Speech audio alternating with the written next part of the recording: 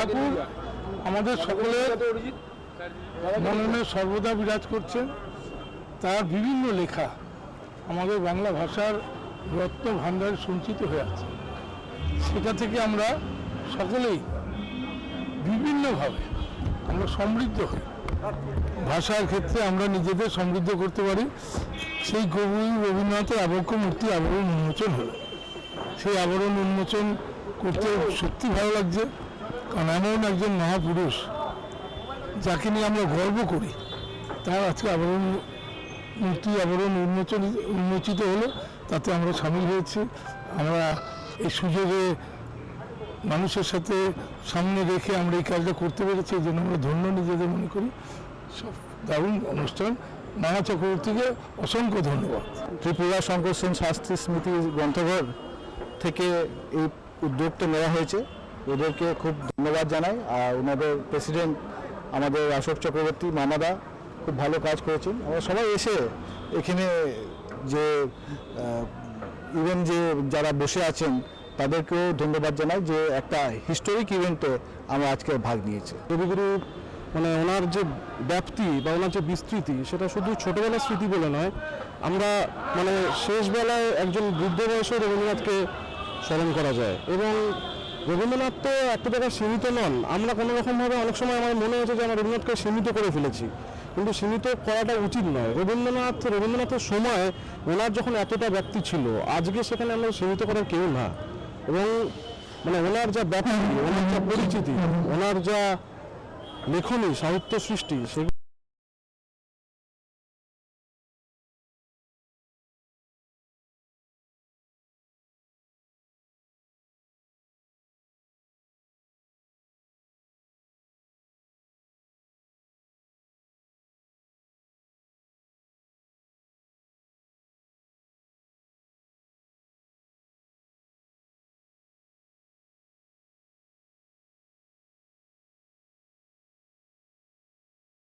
মুখ্যমন্ত্রী মমতা বন্দ্যোপাধ্যায় সেই মুহূর্তে দাঁড়িয়েই তার সৈনিক অশোক কুমার চক্রবর্তী তথা সকলের কাজের মানুষ, কাছের মানুষ মানা চক্রবর্তী আয়োজন করলেন এক রবীন্দ্র মূর্তির মানে উন্মোচন ঘটিয়ে। চলে যাবো সরাসরি মানা চক্রবর্তীর কাছে। দাদা, আজকের এই অনুষ্ঠানটা নিয়ে কি কি কর্মসূচি আপনারা রাখলেন? আজকে আমাদের রবীন্দ্রনাথের মূর্তি ওপেনিং হলেন আমাদের ত্রিপুরা শঙ্কর সেন শাস্ত্রী লাইব্রেরি। আমি তার প্রেসিডেন্ট। এখানে উপস্থিত ছিলেন আমাদের ডক্টর নাদিমুল হক, আমাদের নাদিমুল হক সাহেব হচ্ছেন আমাদের রাজ্যসভার মেম্বার, আমাদের স্বর্ণকমল শাহ হচ্ছেন বিধায়ক, ডক্টর আমাদের বিডি মুখার্জি ছিলেন, আমাদের অ্যাডভোকেট প্রাক্তন অ্যাডভোকেট জেনারেল বিশ্বজিৎ দেব, এবং আমাদের শম্পা বটুডল, উনি রবীন্দ্রসঙ্গীতে এবং দূরদর্শনের শিল্পী। আজকে রবীন্দ্র মূর্তিতে যে আমরা স্থাপন করলাম, আমাদের একটাই লক্ষ্য হচ্ছে বিশ্বকবিকে যারা অপমান করছে এবং যারা সৃষ্টি এবং সংস্কৃতি এবং বাংলার যে কালচার নষ্ট করে দিচ্ছে এবং বাংলাকে যারা অপমান করছে এবং আমাদের পরম্পরা যে ঐতিহ্য, সেই ঐতিহ্যকে নষ্ট করতে দিতে চাইছে, এটা আমরা কোনো মতেই মেনে নেব না। আজকে আমরা দেখতে পেলাম কালীঘাটে থেকে মুখ্যমন্ত্রী সরাসরি ঘোষণা করলেন 8 দফা হোক বা 10 দফা, আমরাই জিতবো এবং ভোটের পর দেখাবো যে খেলা কাকে বলে। এই বিষয় নিয়ে কি বলবেন? মমতা বন্দ্যোপাধ্যায় সারা বাংলা ঘুরছেন।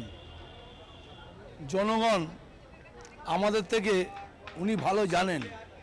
আর সবথেকে বেশি খাদ্যসাথী প্রকল্প বিশ্বের দরবারের সম্মান, কন্যাশ্রী প্রকল্প বিশ্বের দরবারের সম্মান, আপনার হসপিটাল ফ্রি, ফেয়ার প্রাইস যে মেডিকেল সর্বত্র ফ্রি, রেশন ফ্রি, যে অবিশ্বাস্য কাজ করেছেন, 10 কোটি মানুষের যেভাবে ঘুরেছেন বাংলা জুড়ে কাজ করেছেন। আর কোনো যে আমি মনে করি মুখ্যমন্ত্রী যে কাজ করেছেন, মানুষ তার দিকে তাকিয়ে আছে। 21-এ যে খেলা হবে, সেই খেলাটায় আপনারা কতটা তৈয়ারি করেছেন, মানে কতটা আপনারা এগিয়ে আছেন?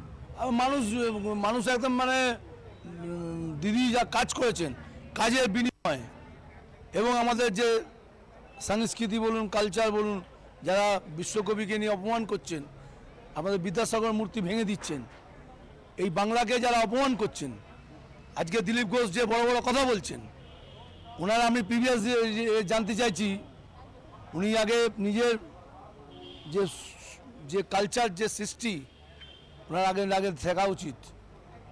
আমরা সেই কালচার যেগুলো আমরা মানুষের জন্য আছি আর মানুষের পাশে থাকব।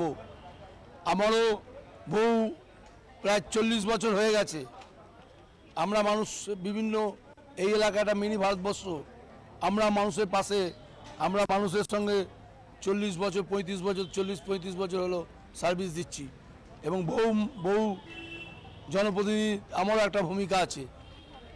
এবং গতকাল আমরা দেখলাম স্কুটারে চেপে মুখ্যমন্ত্রী মমতা বন্দ্যোপাধ্যায় হাজরা থেকে নবান্ন গেলেন এবং নবান্ন থেকে হাজরা এলেন। একে বিরোধীরা কটাক্ষ করছে যে এটা ভোটের আগে নতুন কারসাজি। কতটা কারসাজি আর কতটা সার্থকতা বলে আপনারা মনে করছেন দলের সৈনিকরা? আপনারা 2019-এ পার্লামেন্টের লোকসভায় সিপিএম এবং কংগ্রেস ভোট দিয়ে 18টা সিট পেয়েছিল। তো কারসাজি তো পয়সা দিয়ে খেলা হচ্ছে, পয়সা নেবে পাবলিকে। আমি চাই যে যারা ভোট দিয়ে পয়সা নিয়ে যারা বলছে বড় বড় কথা, কিন্তু ভোট দিদিকে দেখে ভোট দেবে। আর যে যাই বলুন না, কাজের বিনিময়ে যা কাজ করেছে 10 কোটি মানুষ তার তাকিয়ে আছে, দিদিকে আবার হ্যাট্রিক করবে। আমি মাইনরিটির সম্বন্ধে বলবো একটা কথাই, জোর হোক আর যাই হোক, এই ভোটটা হচ্ছে লড়াই হবে তৃণমূল ভার্সেস বিজেপি।